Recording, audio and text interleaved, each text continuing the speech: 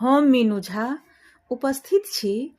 भगवान जितवाहन के जन्म कोना भेलनि, ओ जितवाहन केना भेला, ओ सब जानकारी एहि कथा के माध्यम से अपने लोकनि से साझा करे ले जा रहल छी।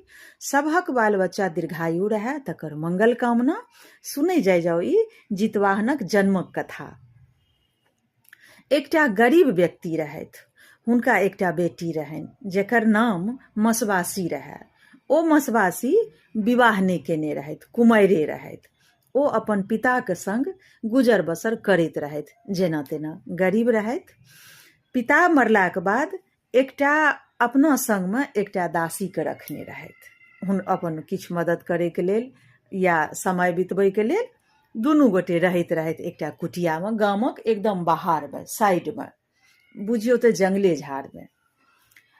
लेकिन ओ बहुत धर्मागत रहथि, बहुत पूजा पाठ करथि, एकदम नियम निष्ठा से रहथि। कोनो हुनका पर पुरुषक कोनो दर्शन नहि, कोनो भय नहि, कोनो किछु नहि। अपन भगवानमे ओ पूजा पाठमे लागल रहै छलथि हँ। ओ सती छलथि एक हिसाब से देखियौ तऽ। भादव महीना आयल, दिन राति वर्षा बरसे। इंद्र भगवानक प्रकोप एहन रहै जागरूक जे कतौ रौदक दरस नहीं रहे। जे एतेक लोक चौड़चन के समय एले जे लोक गहूम के कुटि छाँटि के सुखा के पीस के पाबनिक तैयारी करते, चौड़चन पाबनि के सब चिंता में पड़ल रहे। ओहि गामक राजा जे रहे, ओ राजा की केलक तऽ एते गहूम लऽ कऽ आ ओहि मसवासी के अंगना में पठा देलकै। आ ओ राजा कहलकै जे एहि गहूम के कुटबा पिसबा अपना मंत्री से पठवा देने रहे। आ कहलकै मसवासी के जे राजा के आज्ञा छनि जे अहाँ एहि गहूम के सुखा अबा के पीस के पठा दियौन, जे राजा पाबनि करता, चौड़चन पाबनि करता। ई मसवासी बेचारी सोच में पड़ि गेली जे देखियौ राजा ओ तऽ कहैके लेल ओ राजा छथि, आ हुनकर ज्ञान देखियौन जे अगर एहन समय छै, वर्षा भऽ रहलैए, दिन राति पानि बरसै छै, तऽ ओ तऽ पूरा गाँवके लेल पानि बरसै छै। तऽ जँ हुनका अङ्गनामे रौद नहि छै तऽ हमरा अङ्गनामे रौद कोना हेतै। लेकिन छला तऽ ओ राजा, ओहि डरसँ ओ बेचारी करती कि एहि सोचमे पड़ल रहथि ओ मसवासी। हुनका संगमे जे ओ दासी रहथिन, ओ कहलखिन कि जे ये अहाँ तऽ सती छी, अहाँ तऽ बड़ धर्मागत छी, अहाँ इंद्र भगवानसँ किछु कहियौ ने रुकैके लेल। कहलखिन धू हम ओहन पतिव्रता सतिव्रता थोड़े छी जे हम कहबनि आ भगवान रुकि जेता। तऽ ओ कहलखिन अहाँ एक बेर कहि कऽ तऽ देखियौ। ओ अपन पूजा पाठ कऽ के जहन उठलथि तऽ सूर्य भगवानके ध्यान कऽ के कहै छथिन कि हे भगवान, ई राजा तऽ हमरा दुविधामे डालि देलक हँ। रौद तऽ हेबे नहि करै छै, इंद्र भगवानके प्रकोप एहन मचल यऽ, एकदम त्राहि मचेने छथि ओ, जे रौद हेतै आ चौड़चन पाबनि लागि जा गेल छै। आ केना लोक गहूम कुटतै छटतै, कोना लोक पाबनिक तैयारी करतै। जँ ओहि राजाके ई गहूम कुटि छाँटि पीस कऽ नहि पठा देबै तऽ ओ राजा तऽ दण्ड देत। आब अहीं टा लाज बचाउ हे सूर्य भगवान। अगर अहाँ हमर बात मानि लेलहुँ आ रौद उगेलहुँ तऽ हम अहाँसँ विवाह कऽ लेब, हम अहाँ लगमे, अहीं लगमे हम रहब। ओ तऽ भगवान रहथि। भगवान एहि मसवासीके बात सुनलखिन सूर्य भगवान। सुनि कऽ ओ बुझलखिन जे ई तऽ झूठ नहि बजैए, ई तऽ बड़ धर्मागत अछि, ई तऽ सत्य बजैए। तऽ ओ बात, ओकर बात मानि कऽ सूर्य भगवान रौद उगा देलखिन। ओकरा अङ्गनामे रौद भेलै, बड़ बढ़िआँ। ओ गहूमके सुखेलक, अबेलक, पीसलक, कुटि छाँटि कऽ पीस कऽ राजाके पठवा देलकै। पूरा गाँवमे हाहाकार मचि गेल जे अरे बाप रे, सौंसे तऽ वर्षा भऽ रहल छै लेकिन मसवासीके अङ्गनामे रौद छै, ई कोन कारण छै एहन। बड़ बढ़िआँ एही खोज खबरिमे लोकसब रहि गेल, समय निकलि गेलै। बड़ बढ़िआँ सब पाबनि तिहार जेना जे भेलै जकरा से अपन करै गेल, आ सब अपना अपना घरमे आरामसँ रहऽ लागल।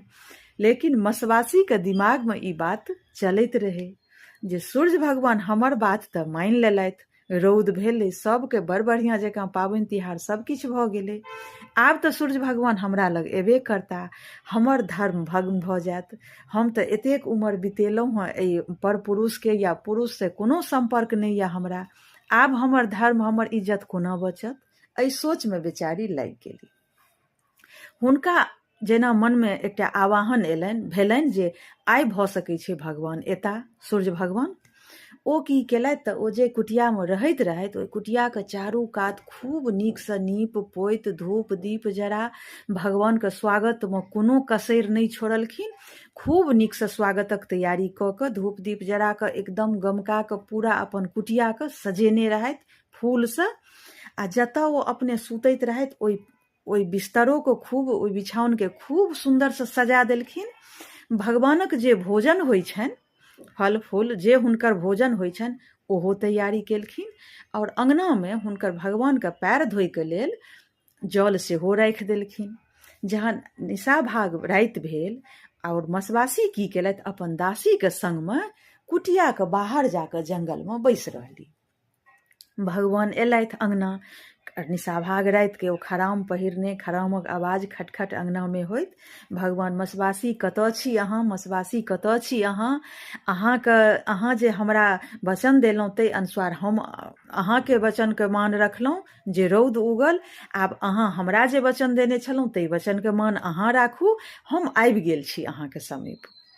ओ जाकऽ देखलखिन भगवान पैर हाथ धोलथि, भोजन राखल छलनि हुनकर भोजन केलथि।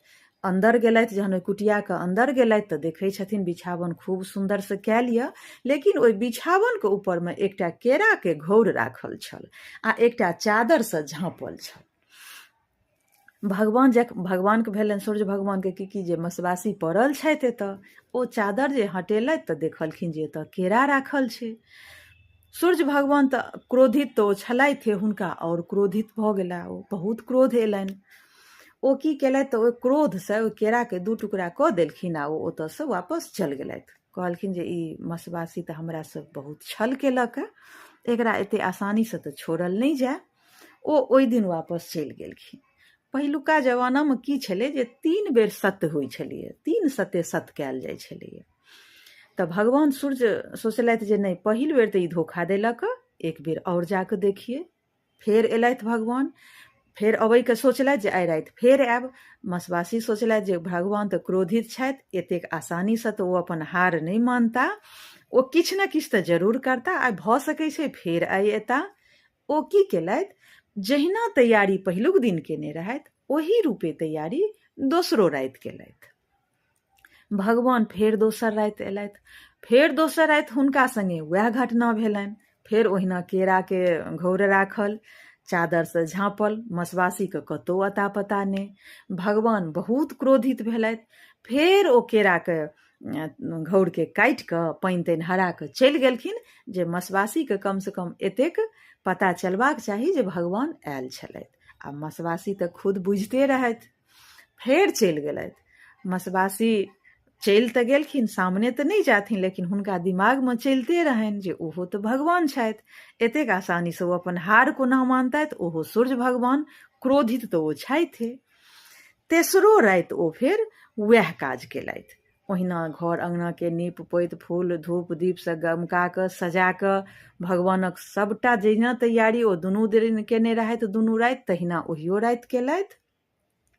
आ अपने फेर ओहि कुटियाके बाहरमे जाकऽ बैसि गेलथि। भगवान एलथि तऽ वएह कारनामा हुनका सङ्गे ओहियो राति भेल रहथि।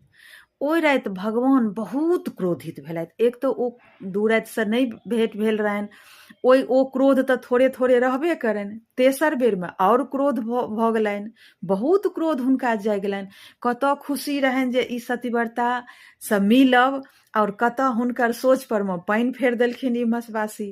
बहुत क्रोधित रहथि, ओतेक क्रोधित रहथि जे हुनकर काम वासना अपना वशमे नहि रहलनि, बहुत उत्तेजित भऽ गेलनि। ओ जखन ओ क्रोधसँ जा लगलथि ने तऽ जाइत जाइत ओ मसबासीके जे कुटिया रहै तकर कुण्टा परमे ओ पेशाब कऽ देलखिन। ओहि पेशाबमे हुनकर अंश ओहिठाम खसि पड़लनि। ओहिठाम गेनहारीके साग उगि गेल अचानक ओहि पेशाब परमे। आ सूर्य भगवान ओतऽसँ बहुत दुखी भऽ कऽ, बहुत क्रोधित भऽ कऽ ओतऽसँ चलि गेलथि। मसबासी जखन अङ्गना आयल भोरमे तऽ ओ देखै छै कुण्टा परमे गेनहारी साग लह लह लह लह करै छै, हरियर हरियर एहने एहने।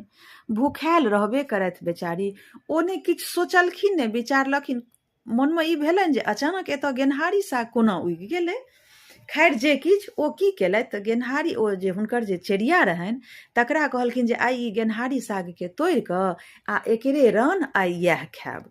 ओ गेनहारी सागके ओ चेरिया की केलक तऽ तोड़ि कऽ काटि कऽ बिना धोने ओकरा रान्हि लेलक, रान्हि कऽ ओहि मसबासीके देलकै खाय लए। ओहिमे तऽ रही सूर्य भगवानक अंश। ओ मसबासी पेटसँ भऽ गेली, गर्भवती भऽ गेली। थोड़ेक दिन बीतलै, 2-4 महीना बीतलै, जखन पेट नमहर हुअ लगलनि तऽ मसबासी सोचथिन जे हम तऽ कतहु गेल नहि छी, फेर अचानक एना केना भेलै। तहन हुनका दिमागमे किछु अयलनि, गेनहारी साग किछु एहन सनक भगवानक रचना। लेकिन ओ अपना आपके तसल्ली मोने मोने देथिन जे हम तऽ कोनो गलत काज नहि केलहुँ हँ।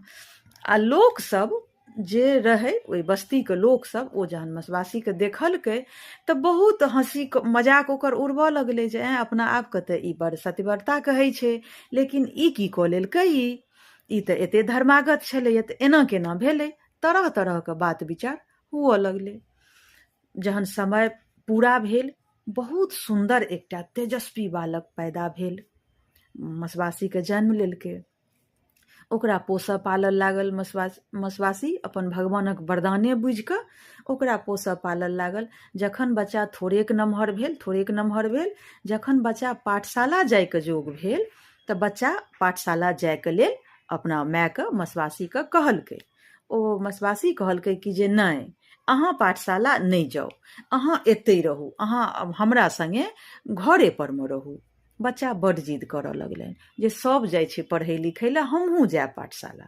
बड़ बेस बच्चा गेल, ओ मसबासीके बच्चा खेल धूप करैत करैत थोड़े दिन बीतलै, एना बीतलै ओना बीतलै। जे भेलै, एक दिन गुल्ली डंटा सब बच्चा सब खेलाइत रहए, ई मसबासियोके बच्चा खेलाइत रहए।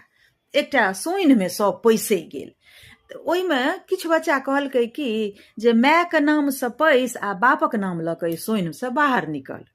ई मसबासीके बच्चा जे रहए तऽ सभक बच्चा ओहिठाम मायके नाम लऽ कऽ सोनिमे पैसै आ बापक नाम लऽ कऽ सोनिसँ बाहर निकलै। लेकिन ई मसबासीके बच्चा जे रहए से माइएके नाम लऽ कऽ बिलमे पैसै ओहि सोनिमे, आ माइएके नाम लऽ कऽ बिलसँ बाहर निकलै। एकरा देख कऽ बच्चा सब मजाक उड़बऽ लगलै जे हे अनरुआ छी, ई अनरुआ जन्मल छी, एकरा बाप नहि छै, एकरा फल्लाँ नहि, एकरा चिल्लाँ नहि। बहुत रङ्गक गपशप हुअ लगलै। ओ बच्चा कनि दुखी भऽ कऽ घरपर आयल तऽ माय पुछलकै, ओ मसबासी पुछलखिन, बौआ किया उदास छी, की बात, किया दुखी छी अहाँ। बातके टारि देलखिन। दोसर दिन फेर ओहिना भेलै, बच्चा बहुत दुखी भऽ गेल। मायके कहलकै कि जे आइ सबसँ पहिले हमरा खाइ लए देलखिन मसबासी, बच्चा खेलक नहि। कहलकै आइ सबसँ पहिले हमरा माँ अहाँ ई कहू जे हमर बाप के छथि, हमरा बाप छथिओ कि नहि छथि से कहू। मसबासी गुम भऽ गेलथि। किया, अहाँके केओ किछु कहलक? आ तऽ केओ किछु कहलक नहि कहलक ओ तऽ छोड़ू, लेकिन हमरा ई कहू जे हमर बाप छथि के, हमर पिता के छथि? मसबासी सोचलथि जे शायद आब हिनकर जे जन्मक रहस्य अछि ओ सभक सामने आबैके समय आबि गेल। मसबासी कहलखिन जे अहाँ कोनो साधारण बच्चा नहि छी, अहाँ तऽ देवताके बच्चा छी। अहाँके पिता के छियथि एकर जवाब देतथि अहाँके भगवान सूर्य, आ तऽ ओ कतऽ भेटता से कहू। आ तऽ रातिके 12 बजे आ दिनके 12 बजे जतेक देवी देवता छथि ओ एक बेर पृथ्वीके भ्रमण करैके लेल ओसभ निकलै छथि।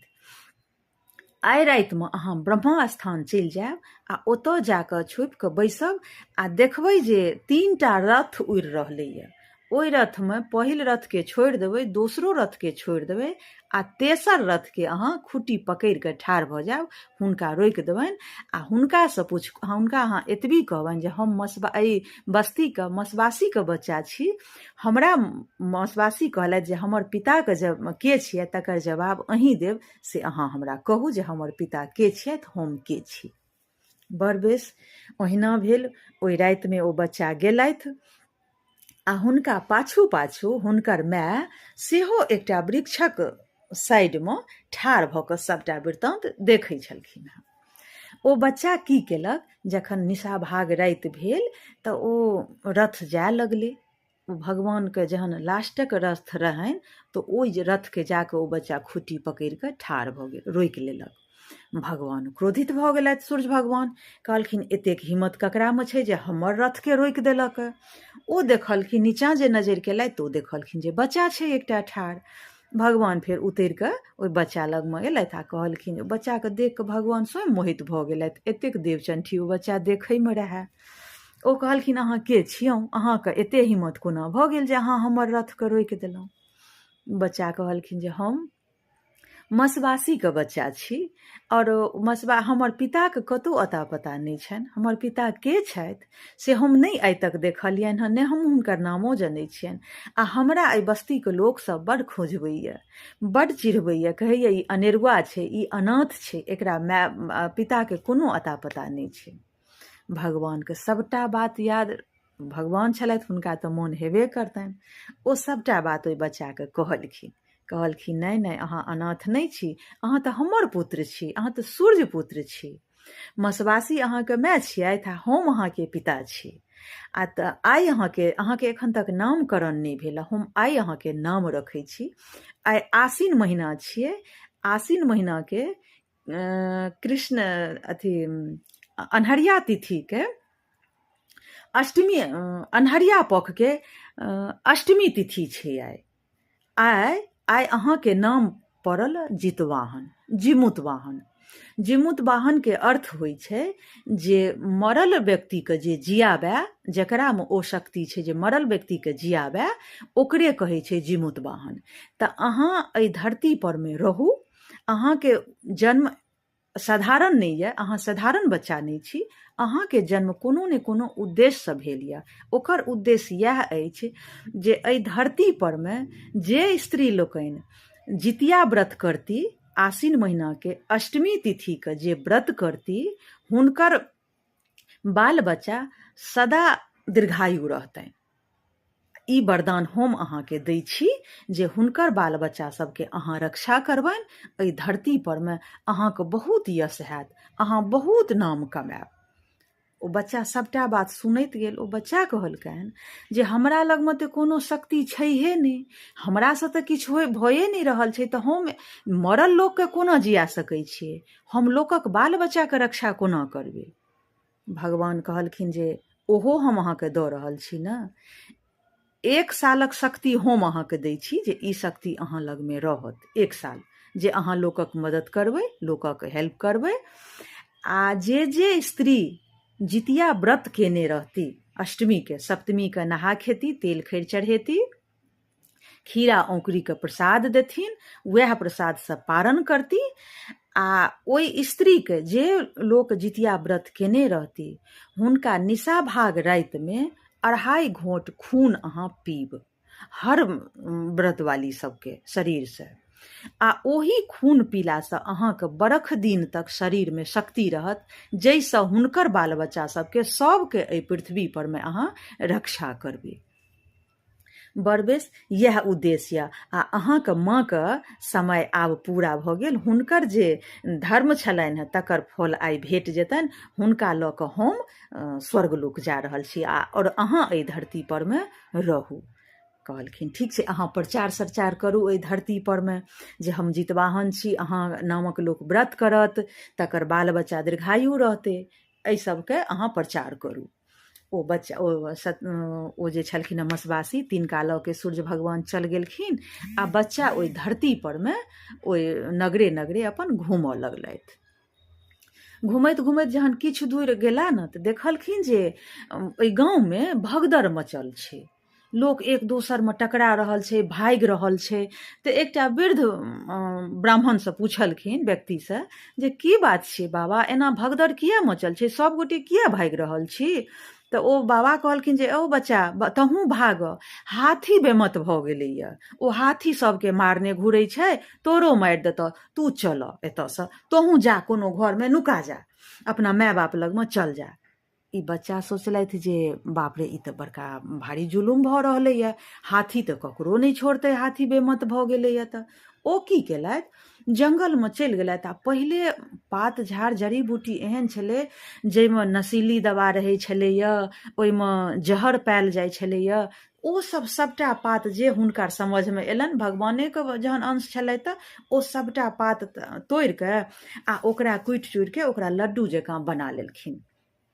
बना कऽ जतऽ ओ हाथी एतेक भगदड़ मचेने छलै ततऽ गेल ओ बच्चा। ओ जाकऽ की केलक, सब ओहि बच्चाके रोकै जे नहि जाउ बाबू अहाँ ओतऽ, हाथी बेमत भऽ गेल छै, अहूँके मारि देत, कतेकके मारि रहलैए, अहाँ चलि। लेकिन ई नहि मानलक बच्चा। ओहि हाथीके समीप जाकऽ एकटा लड्डू ओहि हाथीके लगमे गुड़का देलकै ओ बच्चा।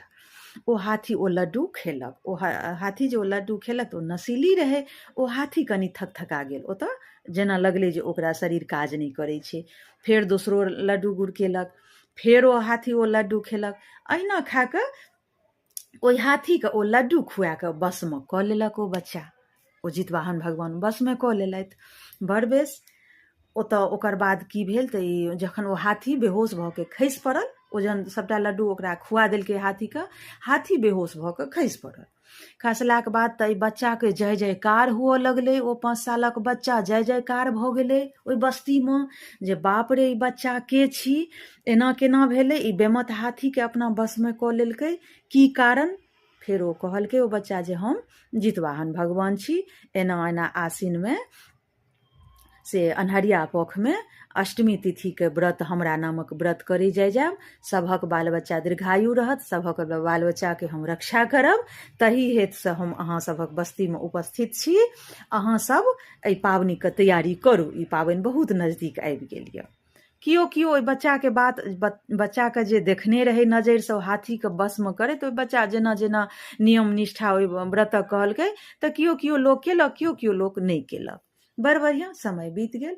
किछु दूर और आगू गेल बच्चा, दोसर बस्तीमे गेल, दोसर नगरमे गेल तऽ देखलकै जे एकटा बुढ़ियाके, ओ बच्चाके जेना ध्यानमे एलै जे ई बुढ़िया, एकटा बूढ़ी माय घरमे जाइ छथि तऽ खूब हाक पारि कऽ कानै छथि, खूब भोकरि भोकरि कऽ कानै छथि, लेकिन बाहर अबै छथि तऽ खूब नॉर्मल छथि। ई एकदम आरामसँ जेना शादी विवाहके तैयारी होइए, जेना पुतोहु लोकके अबै छै ताहि हिसाबक तैयारीमे बूढ़ी लागल छथि।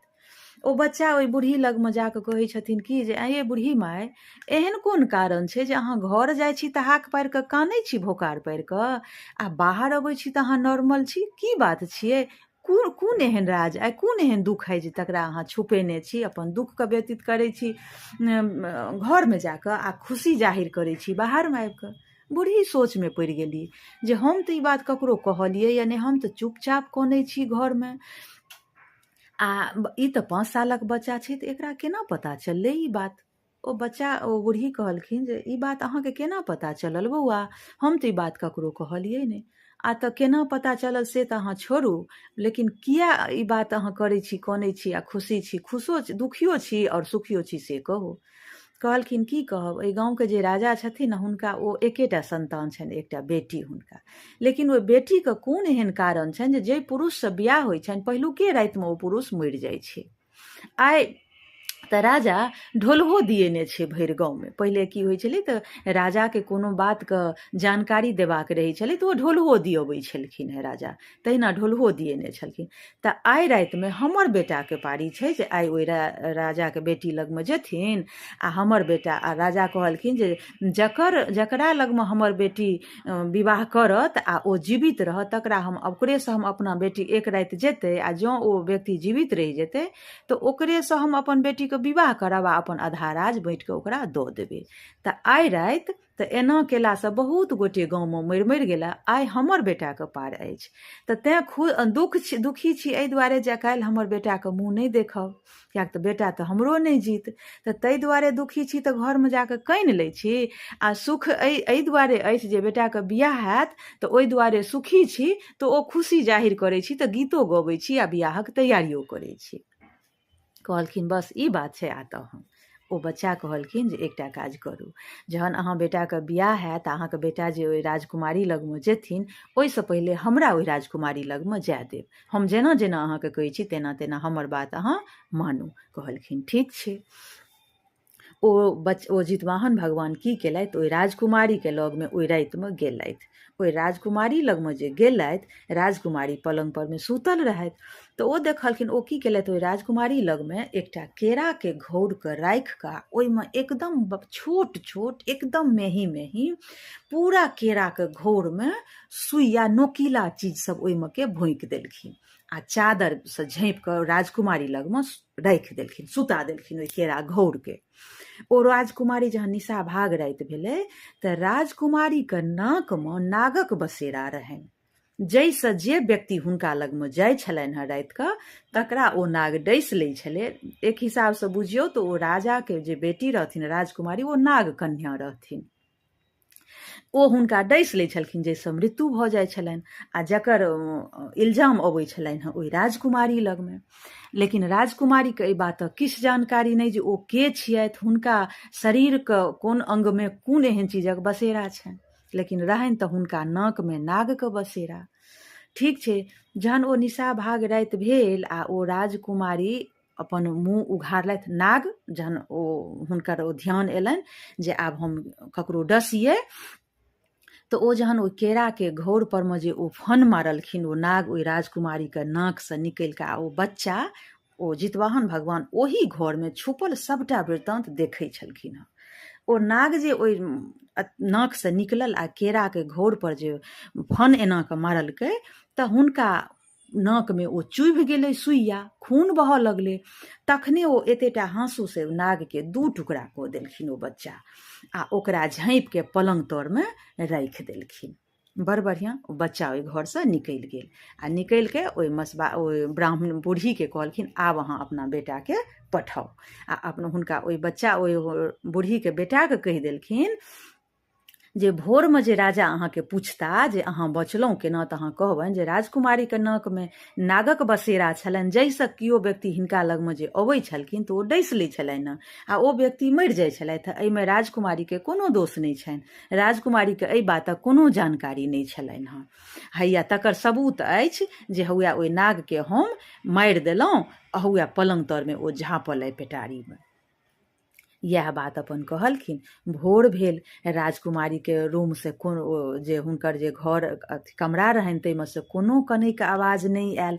एकदम खुशी खुशीसँ राजकुमारी बाहर निकललथि, ओ बूढ़ी मायके बेटा सेहो बाहर निकलल।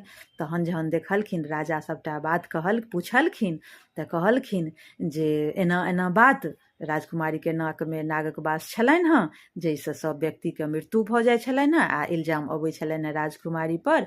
हौया पलङ्गके नीचाँमे ओ नाग काटिके राखल अछि, आब जाकऽ अहाँ देखू। देखलखिन राजा बहुत खुशी भेलथि, फेर ओहि ब्राह्मणक बेटासँ अपन बेटीके बियाह करा देलखिन, आधा राज बाँटिके दऽ देलखिन आ बेटी जमायके खुशी खुशी ओहि बूढ़ीके घरमे विदा कऽ देलखिन।